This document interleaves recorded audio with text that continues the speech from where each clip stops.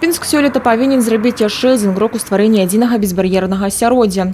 Горад увайшоў у склад 4 беларускіх населеных пунктаў, для якіх будзе распрацаваны план устойлівай гарадской мабільнасці. Не чакаючы выхаду важнага дакумента, мясцовыя энтузіясты вырашылі ініцыяваць на ўзроўні гарадскіх улад разгляд важных пытанняў і пачалі з дзейнасці гарадскога грамадскага транспарту.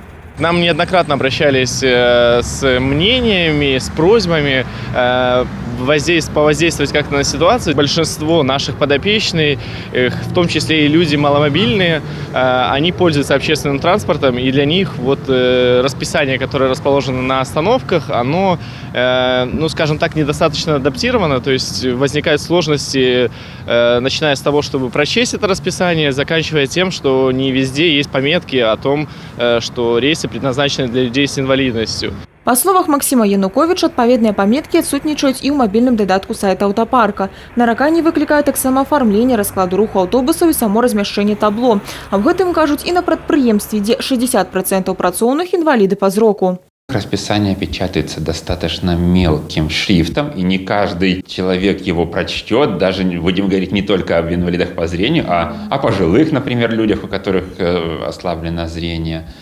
Иногда оно висит очень высоко. Яшчэ адной надзённай праблемай пінскіх інвалідаў па зроку з'яўляецца стан пасадачных пляцовак. Наталья Абібак штодня карыстаецца грамадскім транспартам, і ў гэтым дапамагае ведушчы муж, бо самастойна жанчына баіцца сесці ў аўтобус. Кажа, упэўненасці ў сваіх сілах дадала б наяўнасць тактыльнай жоўтай пліткі. Тактильная плитка, да, она бы не помешала.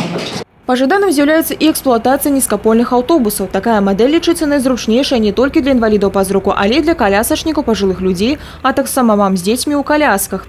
Усе гэтыя акалічнасці сталі нагодай для стварэння петыцыі і напісання пісем прапаноў, якія на днях былі накіраваны ў гарвыканкам і пінскі аўтобусны парк для разгляду і прыняцця адпаведных мер, падобных на тыя, якія былі прыняты летась. За прошлый год нам удалось электронное табло усилить еще табличками номеров маршрутов сбоку, которые в цифровом варианте, потому что во время, когда солнечный день, такие люди, как мы, с проблемами зрения, практически это табло рассмотреть невозможно. Па словах Раісы Шпакоўскай, аб іх праблему ўлады ведаюць, але вырашаюцца пытанні марудна. Па-першае, з-за адсутнасці неабходных фінансавых сродкаў. Тым не менш, грамадскія і дабрачынныя арганізацыі рук не апускаюць і разлічваюць на стварэнне безбар'ернага асяроддзя. Тацяна Будгусаім, Ганна Быкевіч, Александр Дьяченко, тэлерадыёкампанія «Брест».